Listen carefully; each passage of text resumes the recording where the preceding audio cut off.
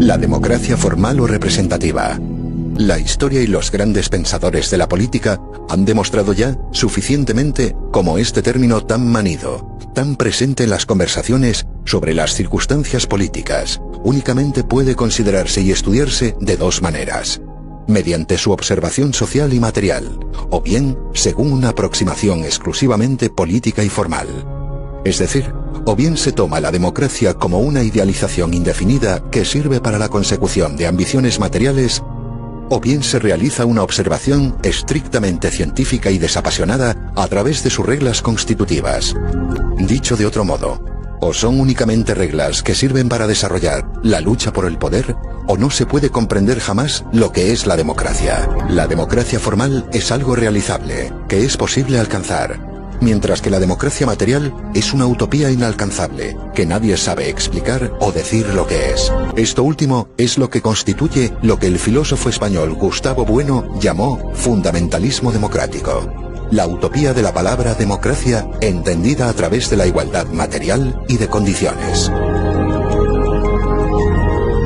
En su consideración formal, la democracia es un concepto claro y nada ambiguo, que permite la libertad política a través de la representación, la libre elección de individuos representantes de otros en cuyo nombre actúan. Esta libertad política queda asegurada además mediante la radical separación, en su origen, de los poderes legislativo y ejecutivo, de forma que las ambiciones de unos estén permanentemente enfrentadas a las de los otros.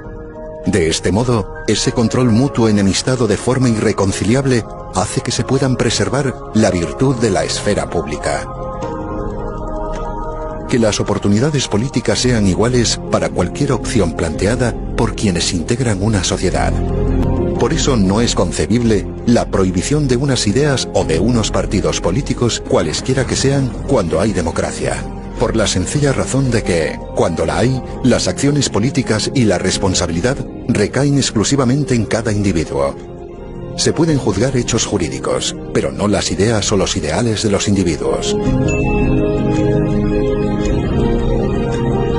Cuando hay democracia, las oportunidades para todas las ideas son las mismas, idénticas, porque hay libertad política de todos. La distinción de la democracia, entendida únicamente como sistema reglado y normativo para constituir el poder, es algo que, en la historia, ya se encuentra expresado con anterioridad. Han sido varios los grandes pensadores, aunque con un análisis insuficiente y el desconocimiento del fundamento de la libertad política colectiva, los que iniciaron la distinción entre la democracia formal y la democracia social. Filósofos como el profesor abulense de Harvard, Jorge Santayana, o Norberto Bobbio, jurista y filósofo italiano. Este último, sin embargo, a pesar de sus acertadas consideraciones jurídicas, finalmente apoyó la dictadura fascista en Italia. Puesto que la democracia, según su consideración formal, tal y como se expone en la obra Teoría pura de la democracia de Antonio García Trevijano, únicamente existe cuando hay representación política, vamos a ver ahora en qué consiste la representación según su origen jurídico y político. En el siglo XIV, el filósofo, pensador y teólogo Marsilio de Padua, autor de la importante obra Defensor Pacis, incorpora el concepto de la representación como función jurídica, al derecho romano que tradicionalmente desconocía este principio. Aplicado en su origen a las congregaciones eclesiales, permite obrar mediante un poder dado a los que no están presentes, es decir, estando ausentes, ante terceros. Piense ahora en un poder notarial. Mediante este documento se apodera a una persona para actuar en una cuestión concreta, ante un tercero en donde el poder dante, el que apodera, estará ausente. Esto mismo, que forma parte del mundo jurídico, opera igual en el mundo político. Unos electores apoderan a un representante para que actúe en su nombre en un lugar, la Cámara Legislativa, donde ellos no estarán presentes. Un ejemplo conocido de representación es el de un procurador de los tribunales que permite, en el ámbito jurídico, que un encausado se haga presente ante un tribunal estando físicamente ausente. En el mundo político, cuyos principios provienen del derecho, funciona exactamente igual. El descubrimiento para fundar la ciencia política que hace el jurista y pensador Antonio García Trevijano es el de la unidad mínima de poder, algo que él mismo denomina mónada electoral.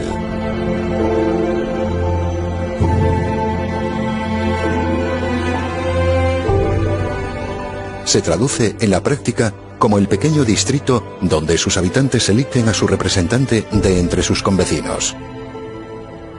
Esta relación contractual entre el representante elegido y las personas representadas de ese distrito la mantiene la fuerza, coactiva e imperactiva, de la mayoría absoluta que lo elige. Si tomamos una pequeña comunidad vecinal de aproximadamente 100.000 habitantes, podremos comprender fácilmente que en ella podrán existir diversos candidatos en competencia.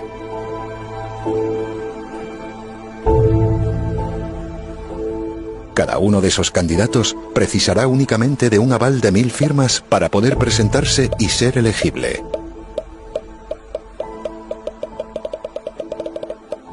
Y una vez presentadas esas candidaturas, y durante un breve periodo electoral, cada uno de ellos podrá exponer públicamente sus propuestas, ofrecidas gratuitamente a través de los medios de comunicación locales y los diversos espacios públicos con los que se cuente. Los habitantes de ese distrito vecinal votarán en unas urnas, introduciendo el nombre y los 2 apellidos por el candidato de su preferencia.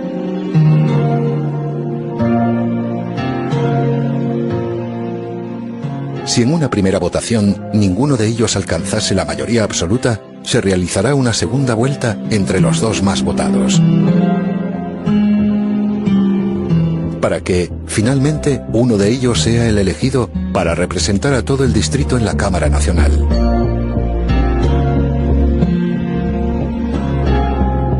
Observe que estos votantes no están votando a un partido político o una lista, estarán eligiendo a una persona individual.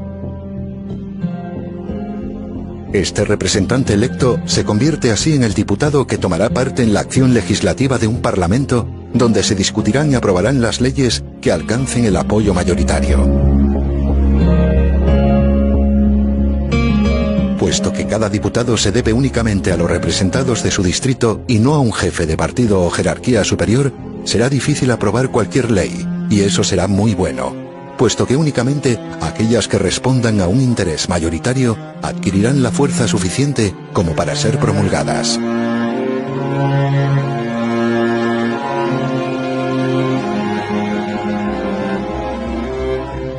Es importante saber que la política, si se considera científicamente, es únicamente la observación de la lucha por el poder, es decir, una relación no económica, sino exclusivamente de la fuerza. Y es esa fuerza la que mantiene a cada uno de los distintos representantes. Cada distrito financia y mantiene a su representante y su oficina para evitar que sirva u obedezca a intereses ajenos a los de quienes le pagan y mantienen. De este modo, cada uno de los diputados dispondrá de un despacho en su distrito, donde semanalmente atenderá las peticiones, quejas o demandas que cualquier vecino quiera exponerle.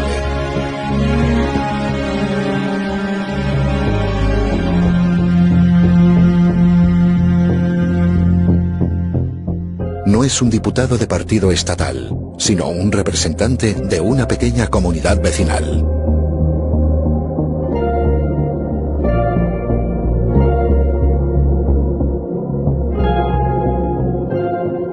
Para que, además de la representación política que hoy no existe en España y que acabamos de explicar, haya también un control del poder para evitar que se pueda convertir en algo tiránico y arbitrario en contra de la propia sociedad gobernada, debe existir además una radical separación en su origen entre los poderes. Esto se consigue mediante una elección separada en elecciones distintas, unas para el poder legislativo, que corresponde a la nación a través de los representantes de los distritos, y otras para el poder ejecutivo del gobierno, que corresponde al Estado. Finalmente, para que haya, además de separación de poderes, independencia judicial, otras en las que únicamente participa el mundo jurídico servirán para elegir el gobierno de los jueces. para elegir al presidente del gobierno, que será quien tenga bajo su mando a todas las fuerzas armadas y de orden público, así como todo el aparato de la administración del Estado, se procede exactamente del mismo modo que para elegir a cualquier diputado, con la única diferencia de que se hará en un distrito nacional único y en el que, por mayoría absoluta y a doble vuelta si fuese necesario, será determinado.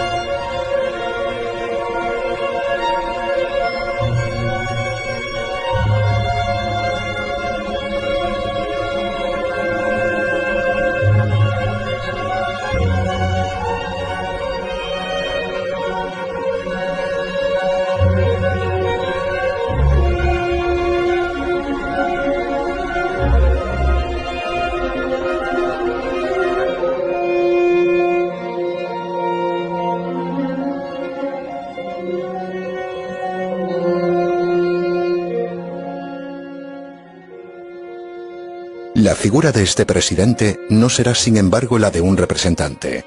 No puede representar al Estado en el interior de España, donde está siempre presente, sino que verá limitada su representación hacia el exterior de nuestras fronteras. El gobierno, al ser del Estado y no de la nación, como se suele decir equivocadamente, ejerce su representación en la acción política exterior. Siendo la personificación jurídica de la nación española, su acción internacional requiere de esa figura de dirección encarnada por el cargo del presidente. Finalmente, y para completar la exposición de lo que es la democracia como reglas constitutivas de un sistema político, cabe destacar también otra de las grandes aportaciones para la ciencia política creada por el jurista Antonio García Trevijano y que hace desaparecer por obsoleto el concepto de soberanía. Si tras la desaparición de la figura del monarca absoluto en la historia ya ha sido imposible de comprender la idea de la soberanía, es en la publicación de la obra Teoría pura de la República donde definitivamente se destierra toda confusión a través de su eliminación. La fórmula es tan elegante y simple como bella por su sencillez.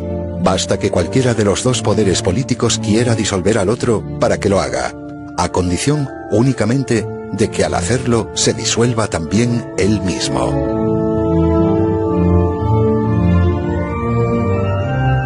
Veámoslo con un ejemplo fácil.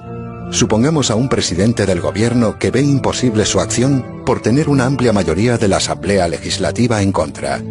Pues según el principio expuesto antes, bastará con que quiera disolver las Cortes para que lo haga inmediatamente, a condición de que al hacerlo, él mismo dimita y así se convoquen nuevas elecciones legislativas y también ejecutivas que diriman el conflicto.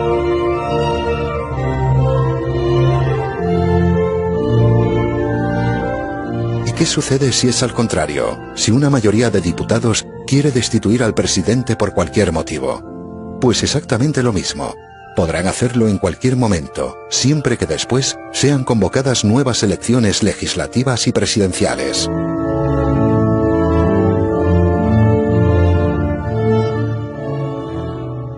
Para finalizar este capítulo, cuyo desarrollo se encuentra mucho más detallado y pormenorizado en la obra Teoría pura de la República, vamos a recapitular para ver con sencillez lo que es la democracia y cómo reconocer cuando está presente o ausente como sistema político.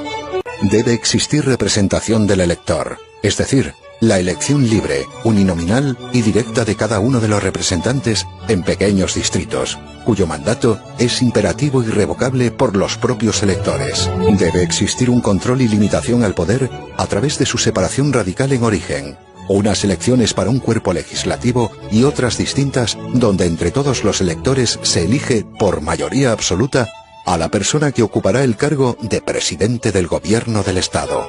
Debe haber también independencia judicial para que esa facultad de juzgar propia de los jueces y los magistrados se vea libre de injerencias de los dos poderes políticos. Esto es posible mediante la eliminación del Ministerio de Justicia con un órgano de gobierno independiente en su presupuesto y contando con una policía judicial propia y subordinada únicamente a ese cuerpo jurisdiccional. El presidente de ese órgano de la justicia, comunidad jurisdiccional, es elegido por todos los que lo integran, es decir, abogados, procuradores, jueces, magistrados, secretarios judiciales, catedráticos de derecho, etc.